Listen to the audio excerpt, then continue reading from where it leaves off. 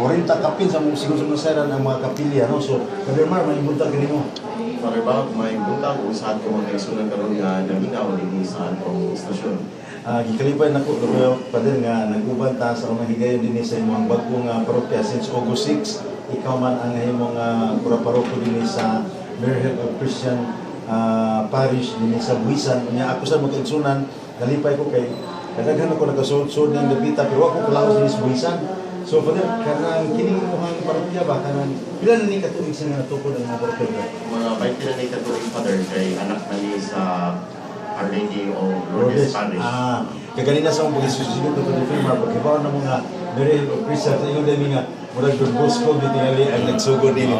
Sakto din ang among ikatahapan kay tungo sa ilang ibusyon sa Mary of Christian. So, Father, kiniki ang mga 20 kapin na katuig, no, niya ako sa pagkakita ng itong kaigsunan, kamo nga wak pagkaari dire, nindot niya ilang simbahan, dako kayo apan, daghan pag kayo trabaho nun. So, kanang pag-abot din yung paniro, sa may imong gibati nga sa kung tanaw, dako man yung ka o batonon para kaning maong balay sa Ginoo, may tao ito po nga, magkumplito-kumplito kay daghan pa kayo o batonon ilagay nyo sa palibot ninyo. Pag-abot ako Father na, of course, nalipay ko kay pag-tuloy challenge sa mga pari sa atong pagpangalagad sa katarungan. O ako itanaw na potential, no, ang mga parokya sa pag-ugman o pagtupo nato sa relasyon nila sa Ginoo.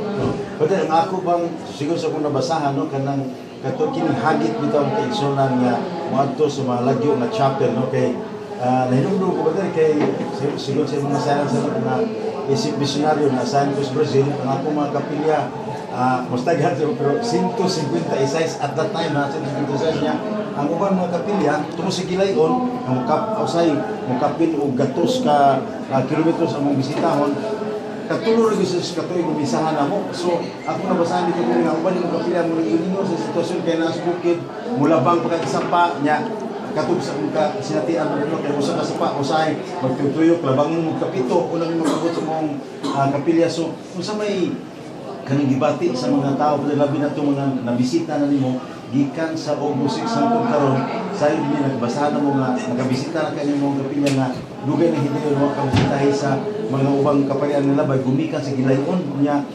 Dili sa iyon ang latason nga gianan. So may lang gibati mo rin kung higayon na nga. So nahigayon nakabisita ka niya, nakamisaw niya gali himuan mo higayonan nga mabisita ba silang sunod sa tuig. Pero bakit sa itong parokya, doon ay 41 ng pilya, ang isa-size ni mo yan po sa bukid. Kung nalipay ang mga tao o init kayo ilang pagdawat sa pari na misahan kada buwan sa una sa tuwing panahon sa pista, kapag karuan ng panagkabutan na bistaan kada buwan. So, ang ilang pagtuo mas nagasin, nabi mo sila pag-lalo may mga laing tinuan din. So, munang ako bilang atong misyon sa pag-upis sa atong panahon nila pinalim sa wakabukilan.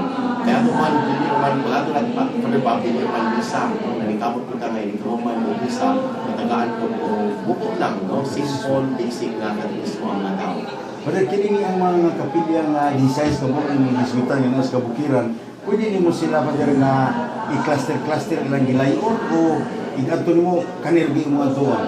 May mga parokya, may mga kapinapanubab na pwede na po atuon igani pa, no? Kaya siguro naman, siguro magsugod kong alas 9, yung may palhina po kung alas 11, yung may stress. So, doon ay usang adlaw na tulong kapilya ako nalimaninod.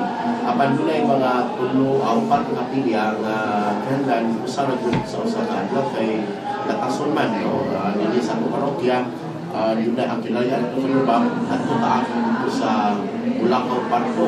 So, naglag skala ba? Mutuyo ko. Kaya kung ani ko agis kabukiran, perting layo ang Bulacau.